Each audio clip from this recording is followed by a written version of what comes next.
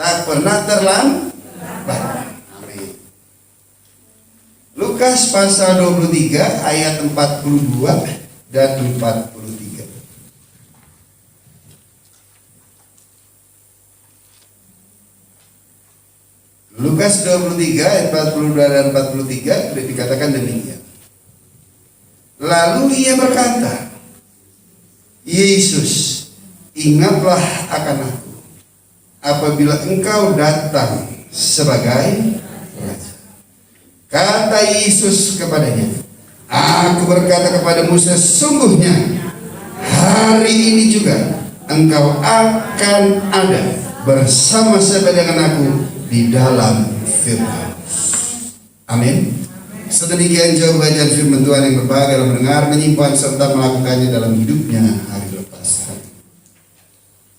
Peristiwa penyaliban Yesus tidak luput dari 3 pribadi manusia ini yang penting kita pelajari. Manusia yang pertama yang masih diberikan kesempatan untuk menyaksikan tentang pertolongan Tuhan yang menyelamatkan jiwa nyawanya. Siapa dia? Peristiwa penyaliban Yesus. Yang Pontius Pilatus berkata, pilih siapa? Yesus atau Yesus atau Barnabas? Berarti Barnabas itu penting menjadi pelajaran buat kita. Yang kedua, penjahat yang di sebelah kiri. Apa dia katakan? Dia tidak percaya. Katanya anak Allah. Masa nggak bisa nolong gitu sih? Masa kita mati rame-rame? Amin. Ya, orang itu hanya mengenal Tuhan sampai batas kematiannya saja. Kalau kita kenal Tuhan cuma Tuhan yang mati buat kita, ya penjahat yang di sebelah kiri mati rame-rame udah nggak punya pengalaman.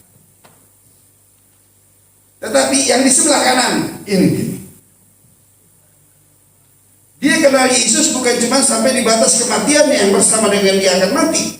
Di situ dia katakan, Yesus, ingatlah akan apabila lihat engkau datang sebagai raja. Dan Yesus katakan apa?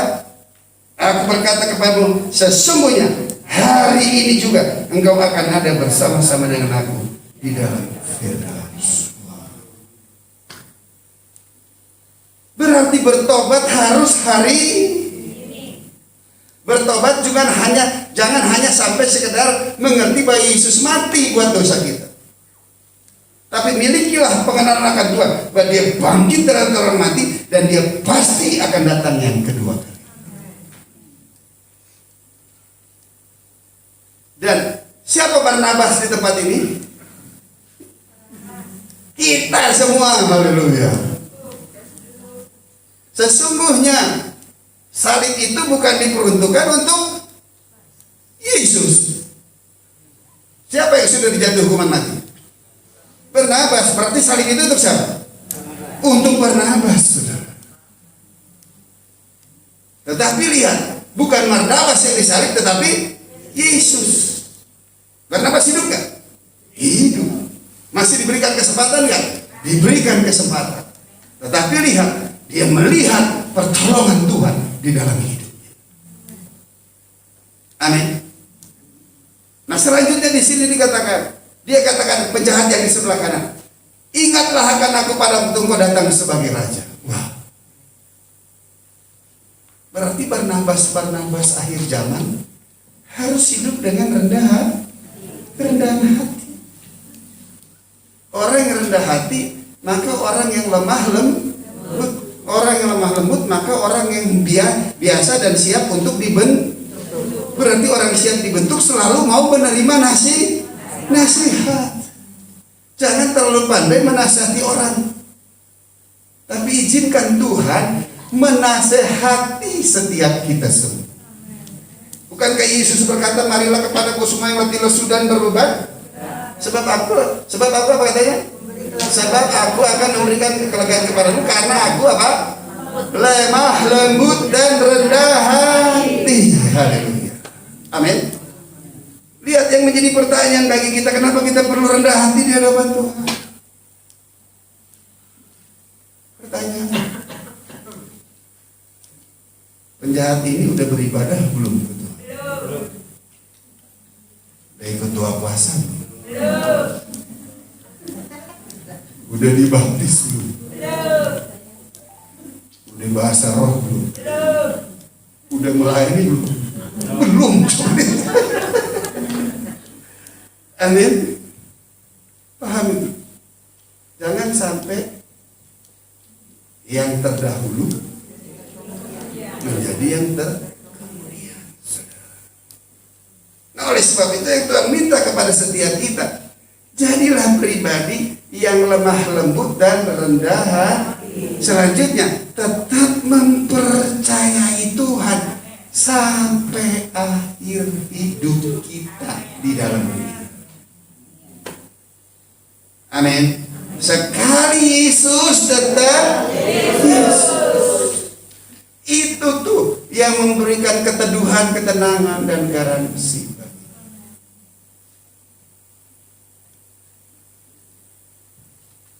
Saya yang mana? Saya yang Barnabas atau yang ini? Saya yang Barnabas lah. Karena begitu saya yang seharusnya dijatuhi hukuman mati 27 tahun yang lalu karena dosa bermanifestasi dalam hidup saya. Dosa membentuk kelakuan dan perilaku yang buruk. Merokok dari sejak usia 9 tahun. Paru-parunya bolong TBC kata dokter. Di ronsen bener bolong semuanya. Batuk itu keluar darah dan nanah brebek.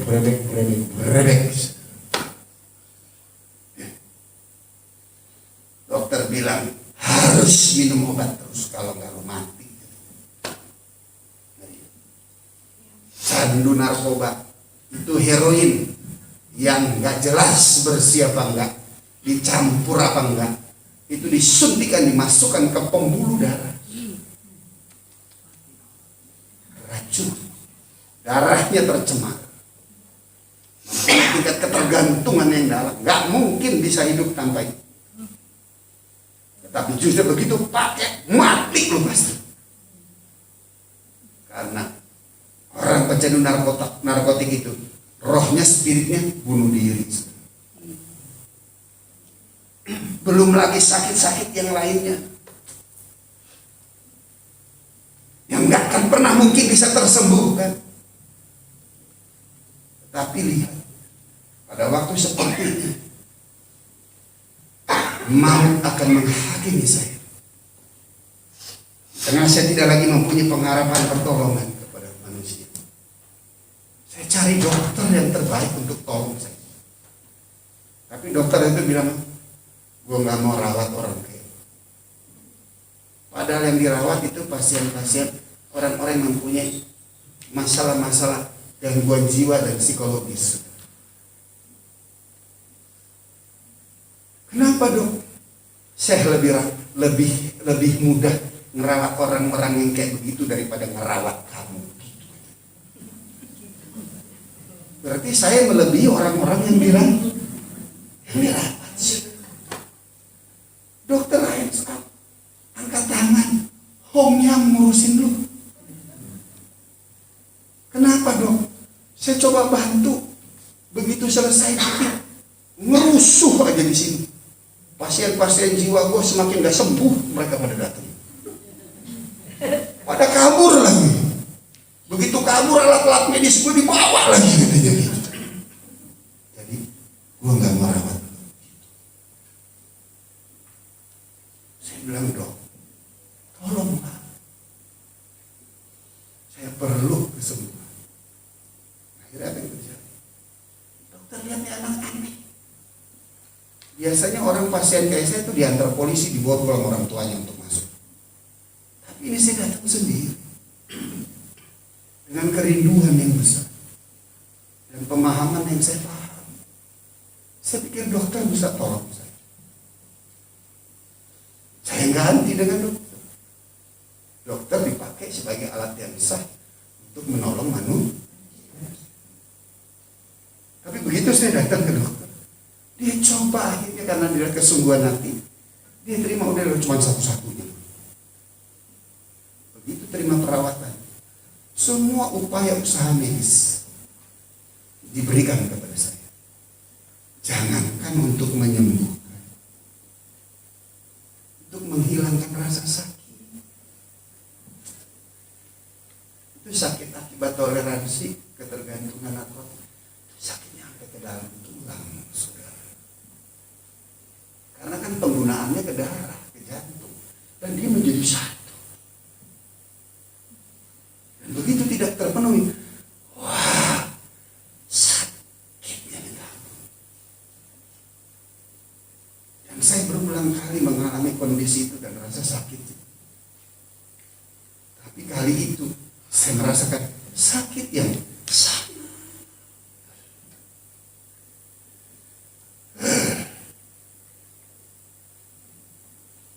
Akhirnya saya ngerti, tidak ada lagi upaya usaha medis yang bisa menolong. Untuk bertahan udah gak kuat. Untuk keluar dari rumah sakit bukan perkara yang sukar.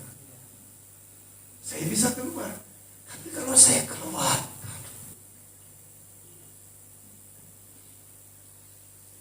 kengerian maut atas penghukuman atas dosa. Kehidupan yang keterikatan, keterbelengguan, ketergantungan yang sangat amat menderita, saudara. Bagaimana? Di tengah kondisi keadaan seperti ini, putus asa yang begitu dalam, kehilangan pengharapan dengan apa yang mampu otak saya harapkan. Di tengah situasi itu dia, tak pernah terlambat janjimu yang menolong hidupku. Kuasamu terlebih besar, kuasamu terlebih, kasihmu terlebih besar. Di tengah kondisi saya bersyukur firman yang saya pernah dengar itu gak kembali dengan sia-sia. Dia setia di tengah ketidaksetiaan kita, sebab pribadinya gak pernah berubah. Dia yang tiada berawal, dia yang tiada berakhir, karena memang dia ada. Haleluya, amin. Dengan keberadaan yang ada itu, maka dia juga adalah pribadi yang setia. Di tengah kondisi itu, maka apa yang terjadi? Saya berseru,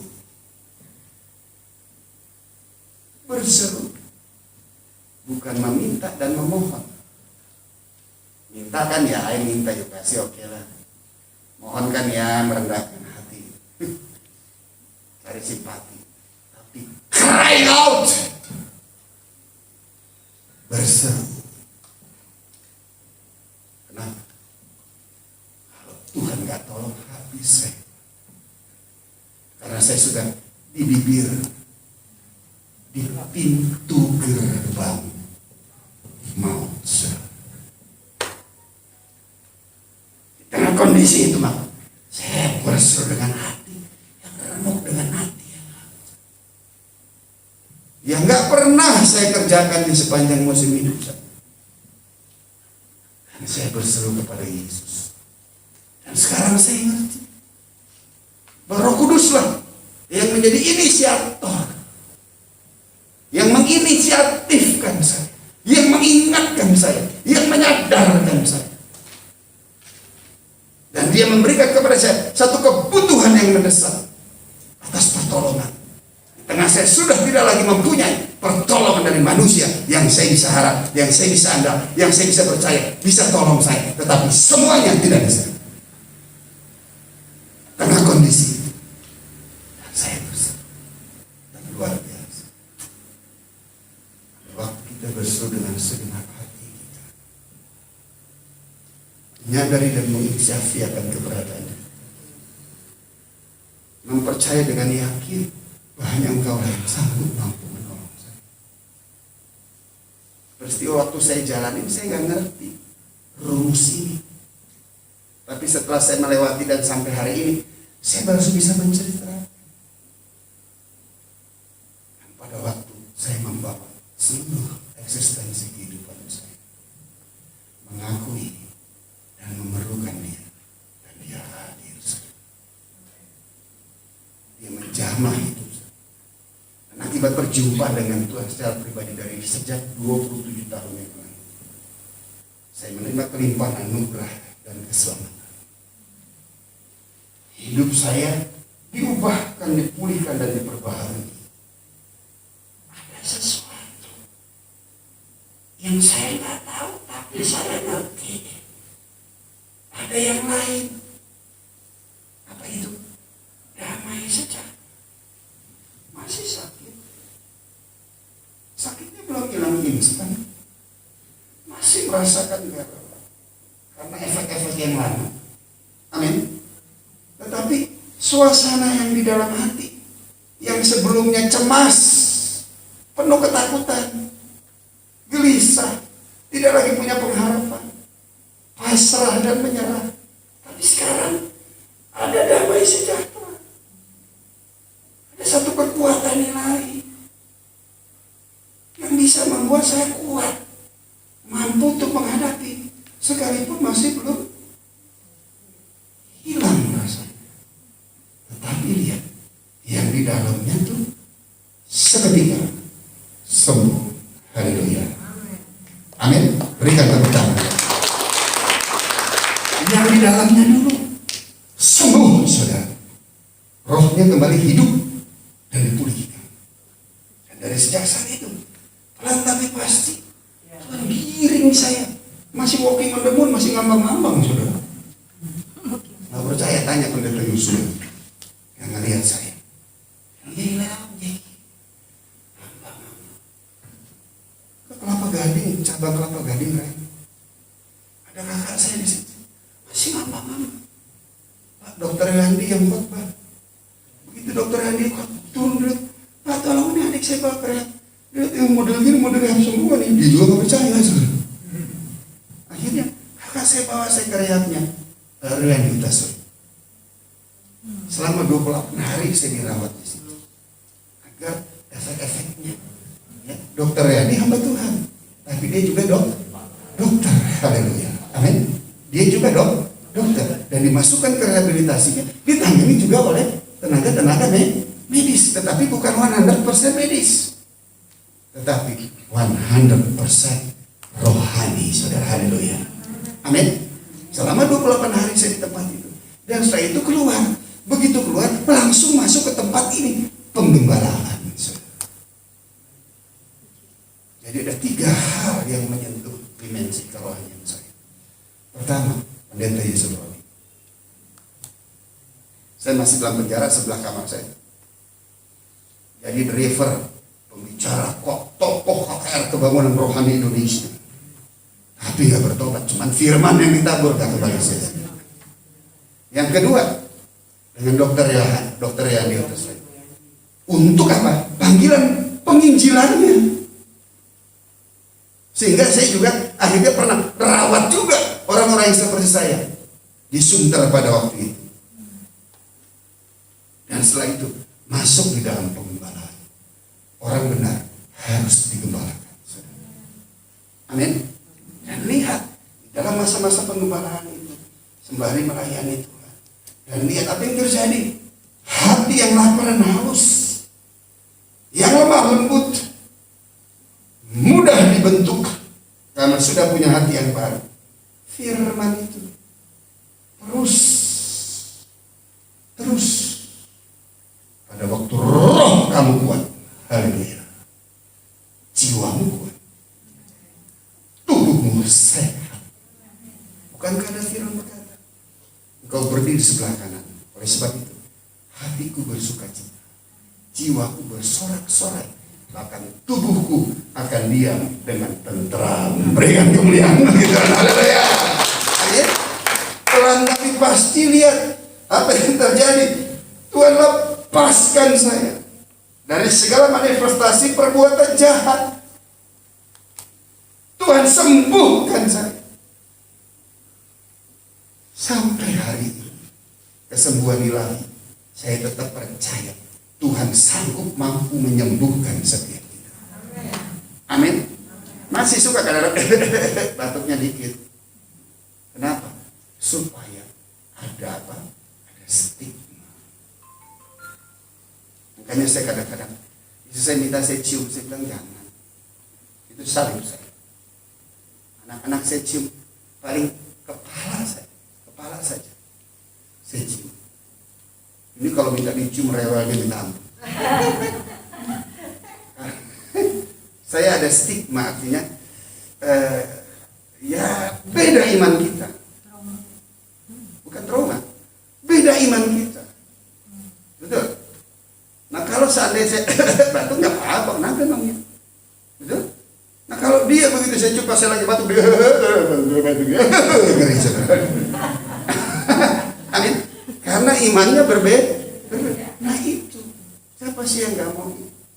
Ya mengasihi, mencintai, mencium istri sendiri, dan cium yang lain ya. Jangankan yang lain, istri aja kita mesti jalan. Siapa sih yang nggak mau cium anak? Kadang-kadang bibir ketemu bibir sama anak, gue ngiri banget tuh lihat bapak cium bibir ketemu bibir sama anak. Iya kan? Gak boleh. Saya enggak. Ma istri juga bibir ketemu bibir, gak usah. Lu kurang sayang sama gue. Ih, kurang sayang apa sih lu? Tiap hari depan mata gue aja gue. Amin. Tapi lihat, akhirnya apa? Sampai hari ini tuh sembuh tuh. Cuma yang penting satu, bukan kesembuhannya, tapi anugerah dan keselamatan. Setelah keselamatannya, kita menyikapi hidup di dalam keselamatan. Hidup tetap rendah hati, lemah lembut. Isi kita dengan firman. Firman itu tuh yang menguatkan. Lihat dulu, keren gak nih? Mukanya saking kerennya. Ini cek sound terus. Dari mana lu? Dari mana lu? Dari mana lu? Kalau perlu ngikut terus. Berapa ini? 61. Saya 34 tahun. Tapi begitu ketemu. Satu paket. Nih, ambil salah. Gak pernah makan obat TBC. Kenapa? Sembuh. Hari-hari yang paling bergumul darah tinggi. Yang paling dipergumulnya apa? Darah tinggi. Karena apa? Hasil dari komunikasi. Patah ketemu nagu gitu. Lupa aja gue bahas darah Yesus tinggi, darah gue, darah Yesus. Amin. Tapi yang namanya kesembuhan ilahi, apa yang Tuhan berkati, Dia akan terus memberkati kita semua. Haleluya. Amin. Selanjutnya, ya, ingat ya, saudara yang mana? Barnabas. Tetap percaya. Ya, yakin bagi Tuhan tidak ada perkara yang mustahil. Selanjutnya, Matius 2 ayat 1 dan 2. Sesudah Yesus dilahirkan di Bethlehem di tanah Yudea pada zaman Raja Herodes, datanglah orang-orang Majus dari timur ke Yerusalem dan bertanya-tanya, di manakah dia, raja orang Yahudi yang baru dilahirkan itu? Kami telah melihat bintangnya di timur dan kami datang untuk menyembah dia. Ini berbicara tentang orang Majus yang melihat tanda, sign atau signal atau petunjuk dari Tuhan untuk mengarahkan setiap kita untuk senantiasa datang kepada Yesus. Tetapi di sini dikatakan dan bertanya-tanya, padahal tandanya sudah ada. Kenapa dia bertanya-tanya?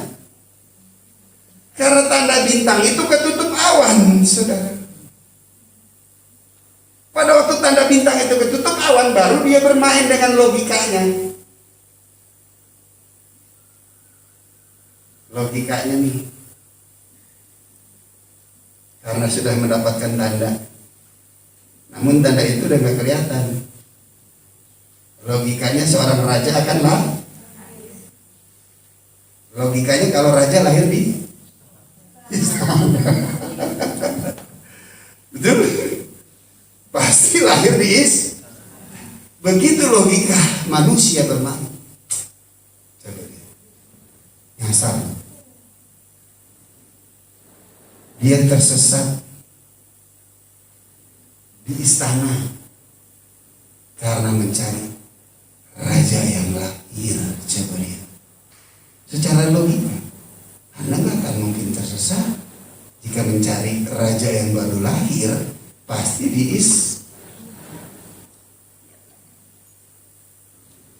Tapi lihat, dia tersesat pada waktu logikanya bermain, dan akhirnya dia sampai di Herodes. Begitu sampai di Herodes, lihat, Tuhan bisa pakai yang jahat untuk menuntun kita kembali ke jalan. Dipanggillah ahli kitab oleh Herodes semua. Dia memanggil dengan motivasi yang lain, pengen tahu benar gak raja yang datang. Setelah tahu, gua mau habisin. Karena apa? Gak boleh ada raja lain selain saya, kata Herodes. Betul? Dipanggil semua. Begitu dipanggil, benar, raja akan lahir di Betlehem.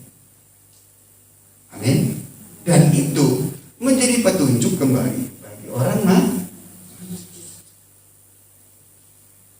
Akhirnya orang Majus kembali sesuai petunjuk itu, bukan lagi karena tanda, tetapi karena firman.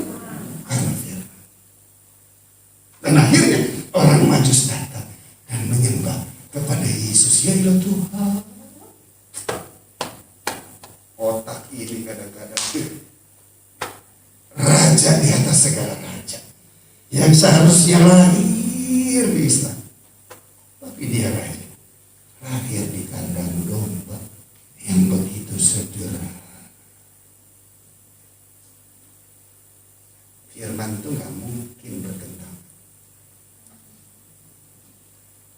Buat yang lahir di kandang domba, dia bilang begini, semua yang letih lesu dan berbangga, semua marilah kepadaku. Kalau dia lahir di istana, kita mau masuk istana aja nggak bisa masuk, saudara. Amin. Dia lahir di kandang domba yang begitu sederhana.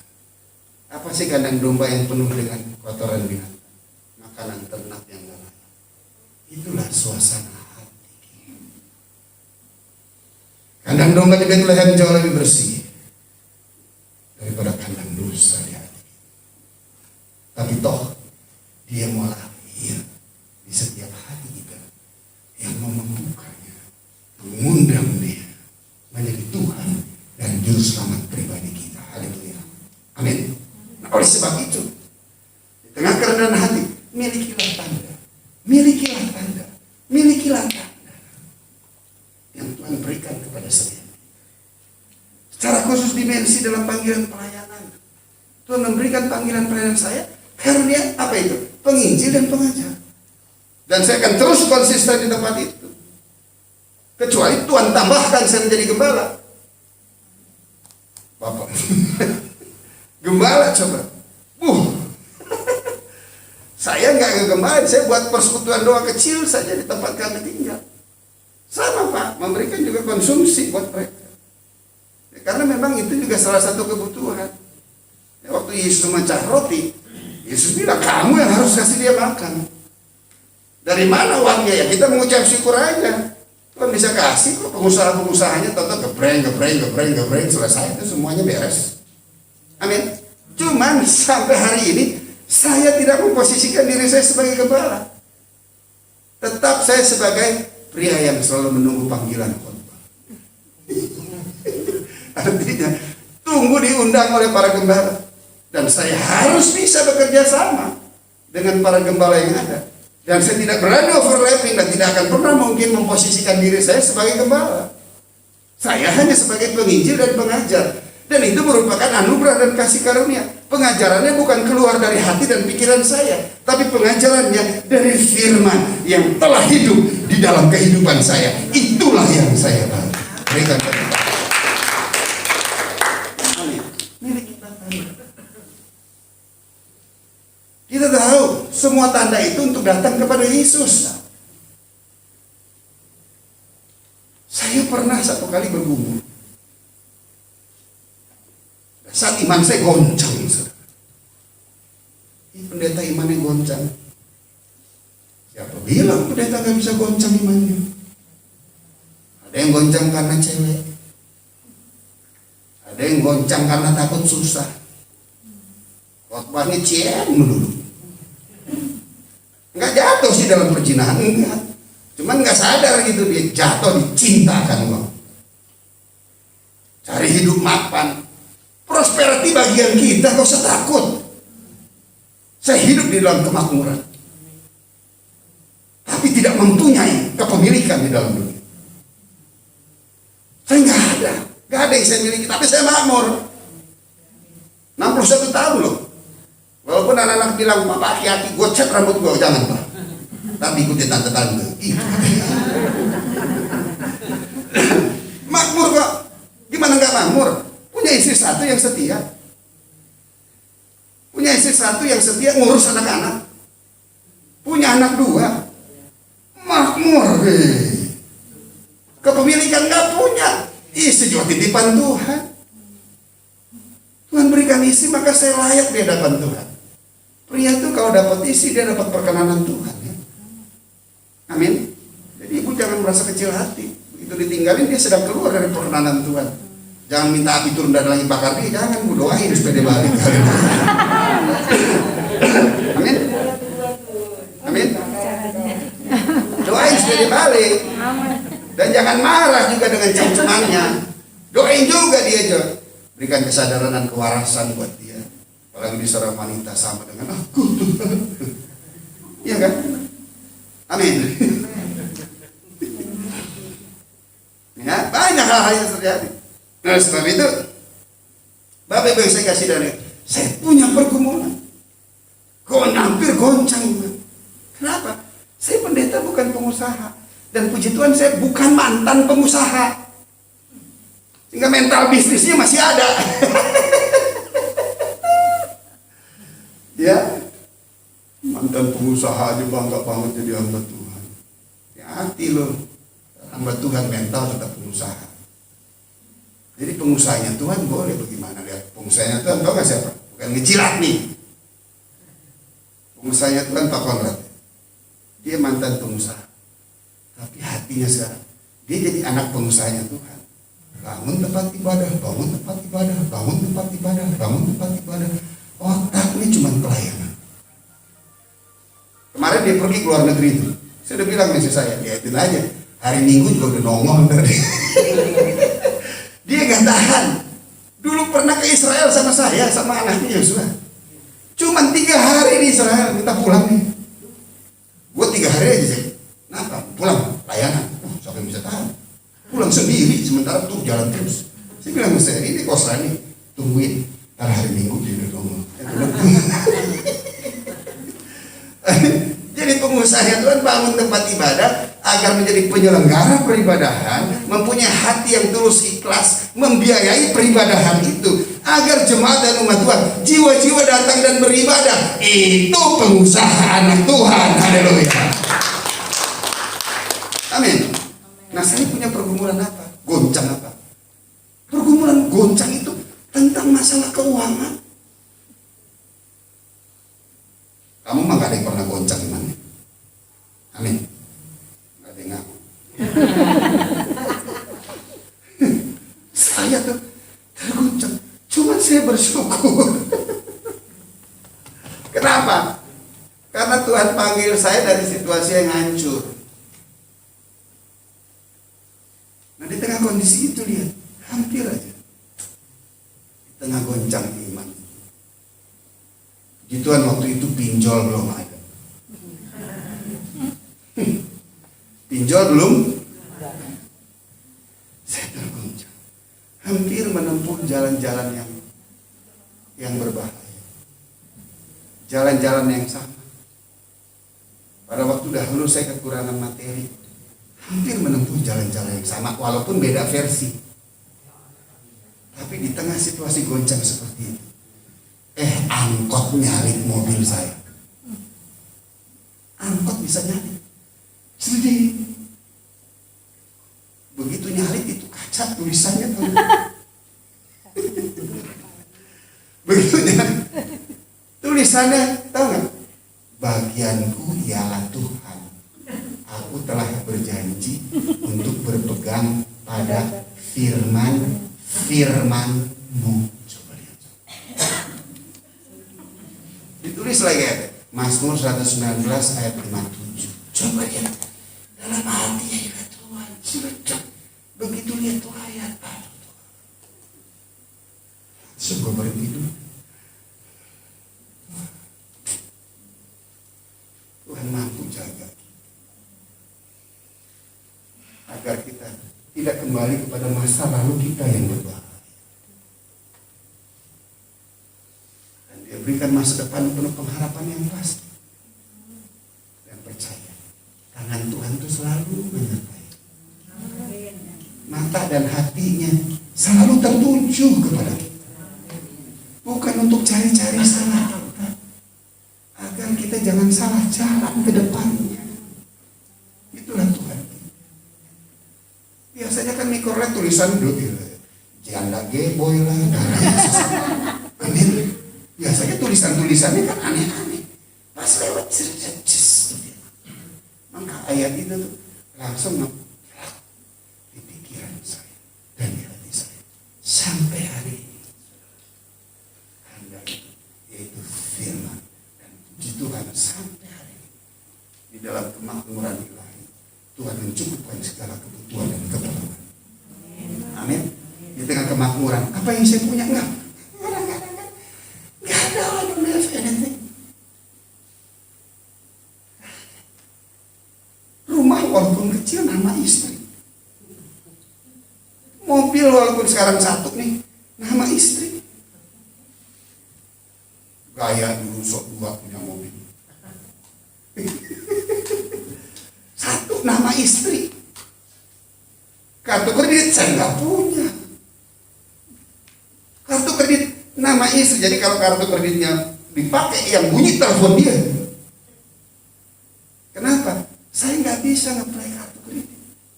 Dia bisa dulu karena pernah kerja dan punya gaji bulanan. Amin. ATM nama bersama Yesus. Amin. Anak saya cuma nanya, Papa heran, semuanya nama mama. Nama Papa apa? Saya cuma bilang sama anak saya, jangankan itu nama, Papa lu aja hampir dibalik nama.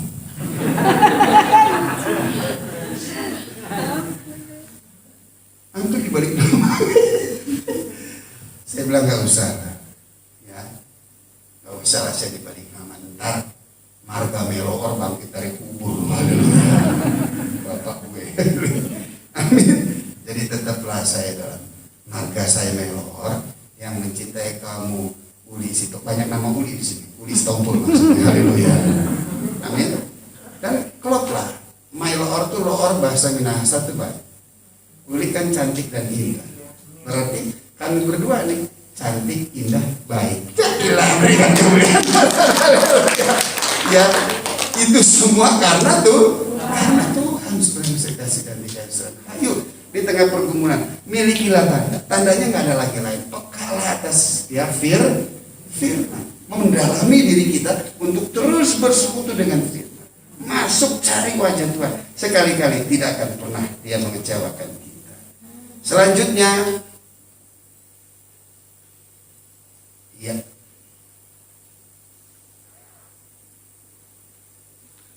Matius 2 ayat 12. Dan apa katanya?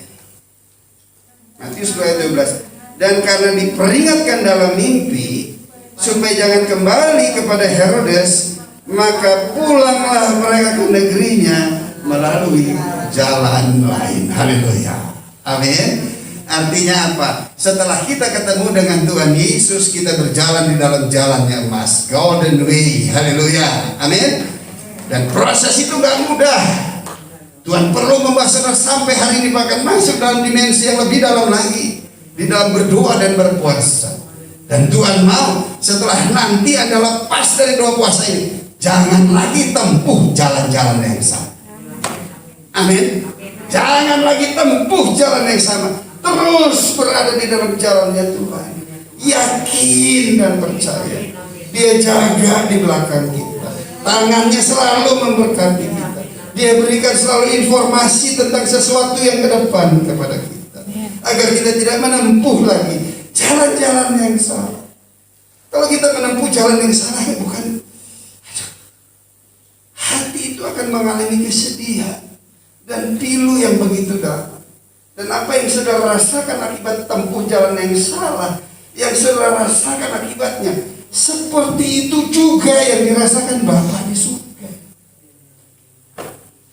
Oleh sebab itu ada firman, anak yang kukasihi, kutegur, kuhajar.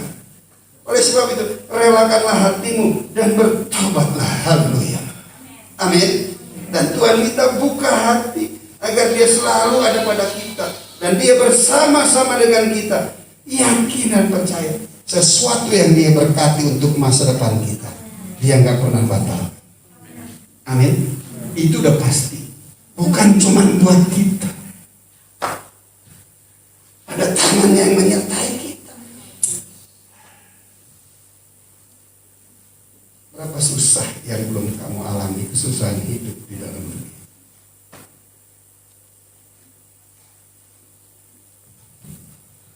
Seberapa banyak kesenangan yang telah kamu nikmati yang ada di dalam dunia.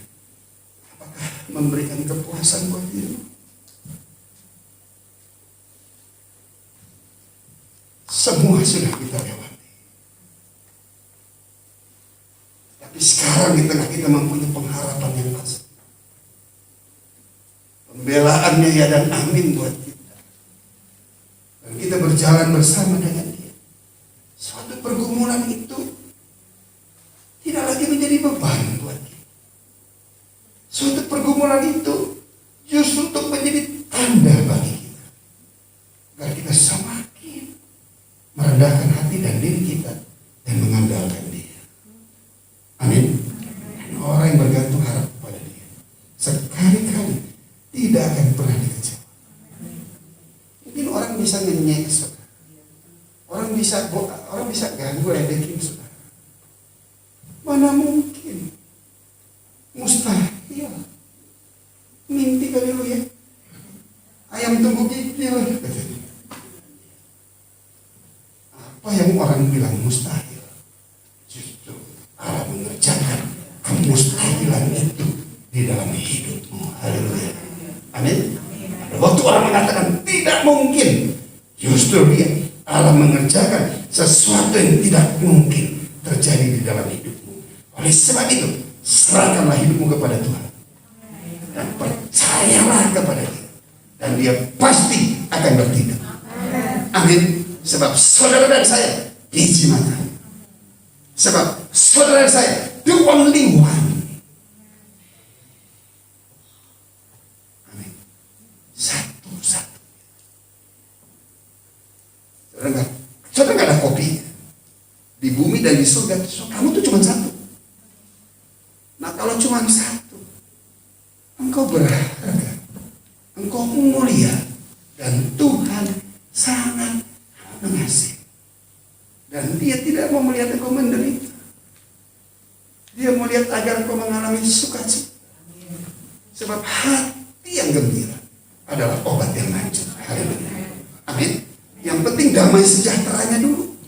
Begitu itu ada, lihat pergumulan yang bersifat daging kok di luar kita. Yang penting satu, jangan zina.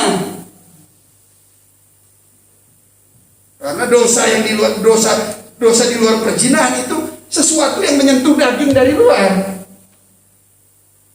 Tapi begitu dosa perzinahan itu dari dalam.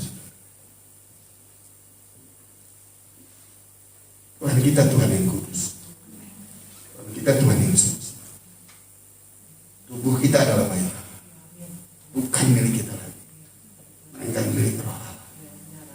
Jika Roh Allah hidup dalam hidupmu, wow, penjahat, pecandu narkoba, penyakitan, sampah masyarakat, Tuhan bisa ubahkan, pulihkan itu. Dia bisa meletakkan saya yang seharusnya saya di mana, yang merupakan kodrat saya sebagai anak Allah, anak kerajaan Allah, berdiri di tempat yang kudus dan suci, menyampaikan firman Tuhan pada orang-orang kudusnya Tuhan. Tuhan bangun keluarga yang terhormat, walaupun kami punya latar belakang yang sangat amat tidak terhormat. Jangan pikirin itu. Tapi Tuhan bangun keluarga rumah tangga sebagai yang terhormat. Saya sebagai hamba Tuhan dapat istri, dapat anak-anak, dan puji Tuhan kemarin istri juga sudah mulai pelayanan lagi. Pas dia dipanggil dua berkat, dua persembahan di Plaza Indonesia, gue yang gemeter. Karena tugas dua persembahan di Plaza Indonesia. Aduh, itu buat kami beban. Kenapa? Karena biaya kos yang begitu tinggi. Dan kita tahu gembala kita mempunyai hati yang tulus ikhlas mengupayakan itu. Tapi kita mau agar jemaat dan umat Tuhan juga diberkati. Kita motivasi mereka untuk memberkati, ambil bagian, bawa persembahan ke rumah Tuhan. Jangan datang dengan tangan yang hampa, tetapi bawa persembahan yang terbaik. Sebab sesuatu yang kamu beri, itu semua semata-mata datang daripada Tuhan. Berikan dengan hati yang bersyukur, dengan sukacita. Bukan nilainya yang penting, tapi sikap hati itu yang akan Tuhan berikan. Setia dalam perkara kecil, dia akan percayakan dalam perkara yang besar. Bagi Tuhan tidak ada perkara yang besar. Tuhan Yesus memberkati kita semua. Haleluya. Amin. Jadikanlah Yesus satu-satunya di dalam setiap hidup. Terima kasih Tuhan untuk rangkaian pemberitaan firman-Mu yang boleh terangkai dengan indah dan penuh kuasa. Kami semua diberkati dengan firman. Mampukan kami terus Tuhan untuk boleh berjalan di dalam jalan-jalan emas ya Tuhan. Mampukan kami Tuhan untuk menjadi pelaku-pelaku kebenaran firman Tuhan. Sebab kami semua adalah hamba-hamba Tuhan. Kami semua adalah orang-orang yang menaklukkan diri dengan kebenaran. Sebab Engkaulah yang utama dan terutama bagi kami semua. Terima kasih Bapa di surga. Dan biarlah kerendahan hati dan kelemah lembutan yang merupakan manifestasi daripada buah Roh Kudus Allah itu termanifestasi di dalam setiap hidup kami, sehingga kami menjadi pribadi yang selalu mau dinasehati oleh kebenaran firman Tuhan. Dan Roh Kudus mampukan kami untuk bukan cuma sekedar pendengar, tapi kami menjadi pelaku firman Tuhan. Karena pada waktu firman-Mu termanifestasi dalam hidup kami, kami puas Tuhan, kami cukup Tuhan, kami berbahagia.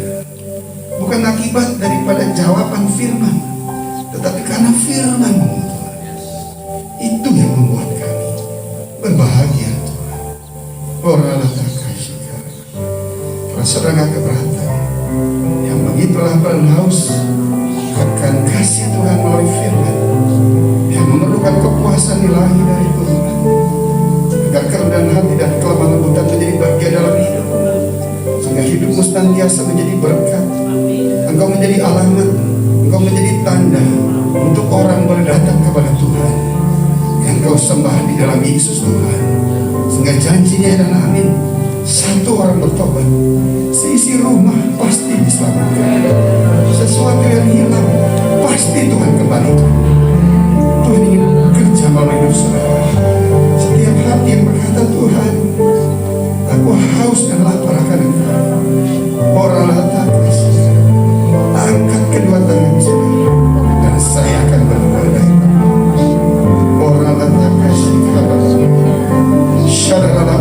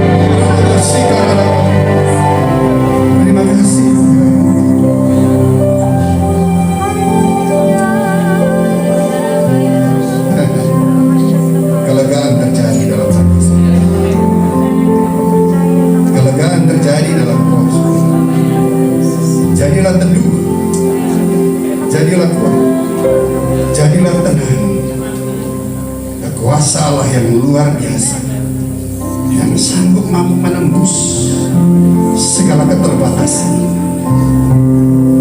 Bagi Tuhan tidak ada perkara yang mustahil.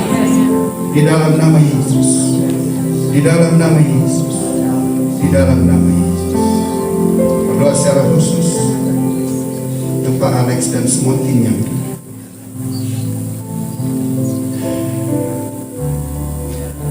Makasih Tuhan. Pakai hamba-Mu itu terus berlimpah. Makasih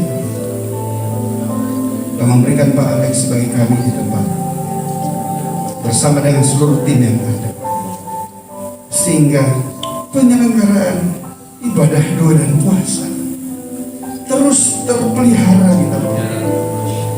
Karena kami tahu Tuhan, Engkau yang mengerjakan dan Engkau memakai manusia, dan manusia-manusia yang Engkau pakai adalah hamba-hamba-Mu yang ada di tempat. Terima kasih.